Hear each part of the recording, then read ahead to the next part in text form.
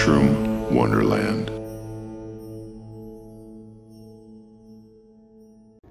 Hey, what's going on? This is Aaron Hilliard for Mushroom Wonderland. Thanks for joining. If you're new to this channel, we talk about wild edible mushrooms and go out and do a ton of foraging and identification of mushrooms out in the woods. So if you're brand new, hit the subscribe button.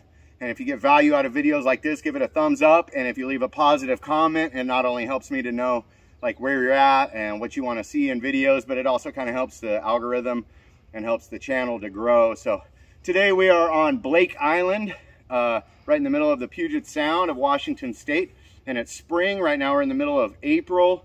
And we're going to be out here looking for oyster mushrooms today. So come along with me on an episode of Mushroom Wonderland and let's see if we can find some oyster mushrooms out here in the forest of Western Washington.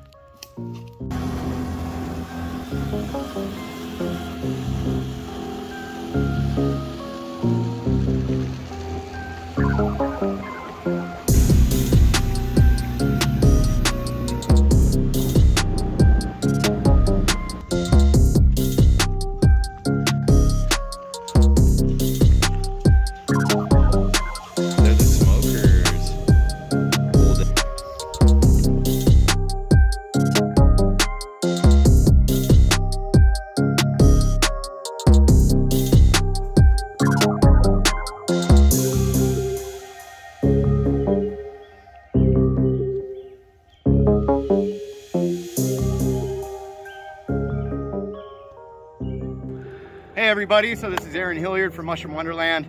We're back with another episode here in the spring of 2022.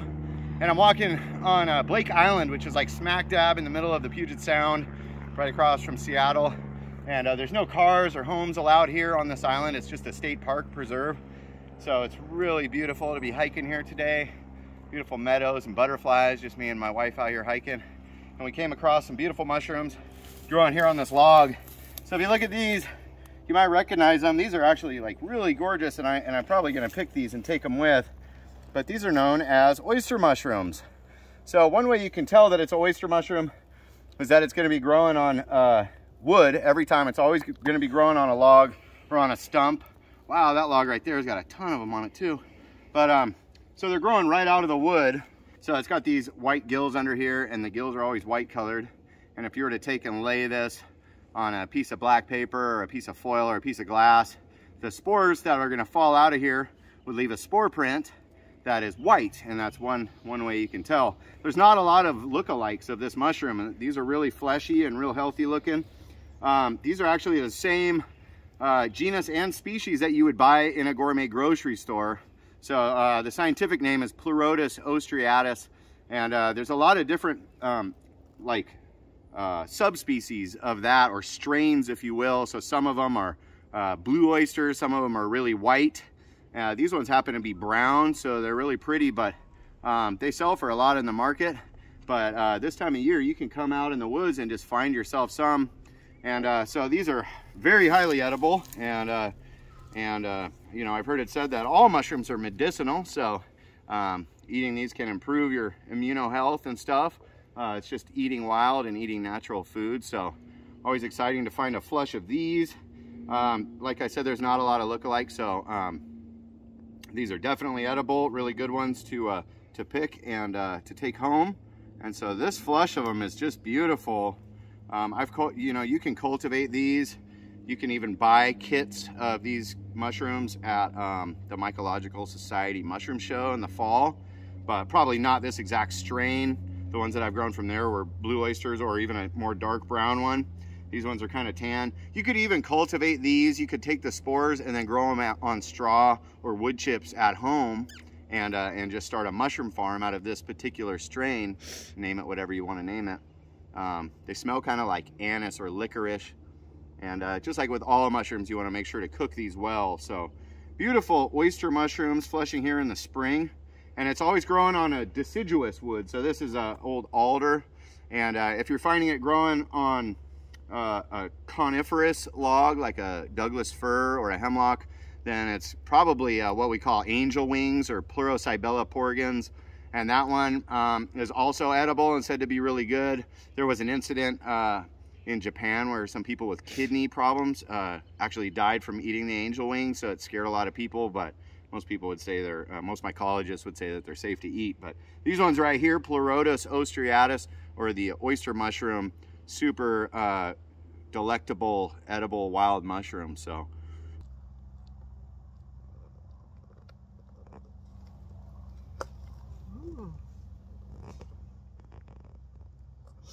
one thing about these mushrooms is they can get buggy. These look good. Yeah, these ones are really nice and fresh. They're growing right here in the sunlight, so it's just beautiful out here right now on Blake Island. But yeah, these ones look good, and I'm not opposed to wow. I'm not opposed to giving them a quick rinse before you cook them. But wow, look at the size of that one. That is a massive oyster mushroom. Holy smokes! So total score. And we're gonna hook up our friends. This one's a little more white, a little more pale. Looks like a totally different species. We're eating it right there, growing with the brown ones. So that's sort of unique. Wow. So did you bring a bag? I do. I have a bag. We'll put them in. Look at these young freshies right here. So these are perfect size right there. Nice. And should we get those too? Yeah, very nice oyster mushroom. So just for transport, we're gonna put them in this plastic bag, but as soon as we can, we're gonna transfer them into a brown paper bag so that they can breathe a little bit better. This one looks did you rip it? I did not. So the bugs do like to chew on these a little bit. So what about that one behind you?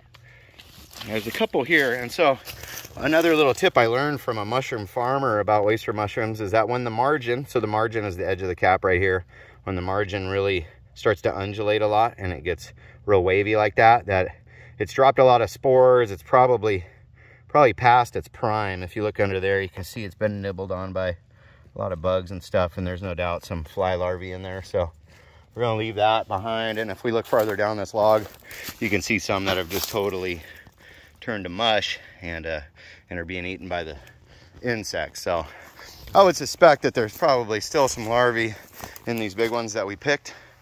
But that's fine. That just adds a little extra protein, right? So we'll be loving on those. I just cook them with a little bit of butter. Some people will bread them and deep fry them. You can replace any mushroom recipe with these oyster mushrooms. So it's an exciting thing this time of year because we just went through winter and now edible wild mushrooms are back. Easy ones to identify. So oyster mushroom, very easy to identify. You can find these growing everywhere right now. Here's a standing tree with a bunch of flushes of oysters growing on it. Not looking the healthiest, but I mean, you could walk through this forest and probably collect 100 pounds of them right now. Prime time. Oh, there's more all over that tree. Look at this.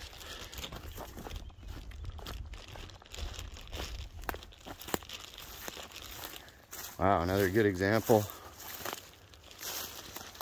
Dang, nice young ones. Coming right back across the island.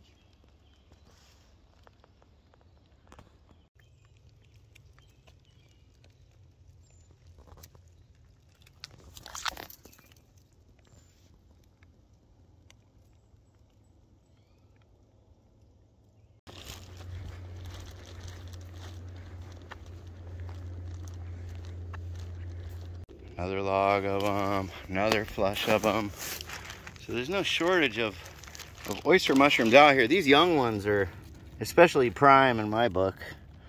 Definitely go for the younger ones if you can. And don't worry, it's not gonna like lead to a shortage of oyster mushrooms. As you can see, I mean, we've walked past like 10 logs that have had oyster mushrooms growing all over them. So we've got several pounds right here that I don't need more than that, but we're trying to get back where we can get them out of this plastic bag. I know some of you are just cringing like crazy, but it's gonna be okay.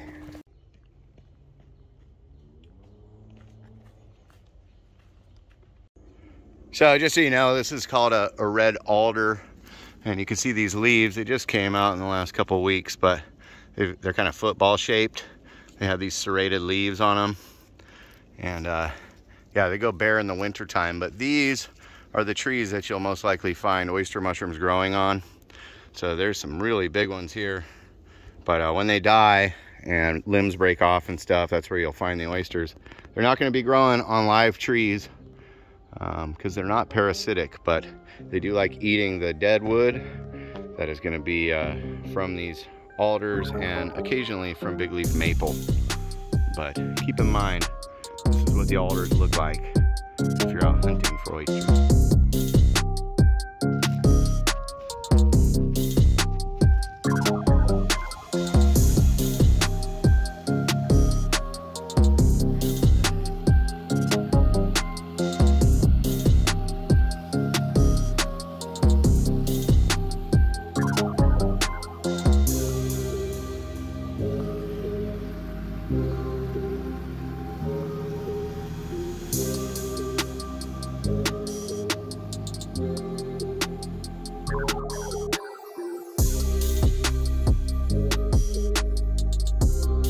Thanks for joining us here on Mushroom Wonderland, and come back for the next episode to learn more about some wild edible mushrooms out here in the forest that you can forage for yourself.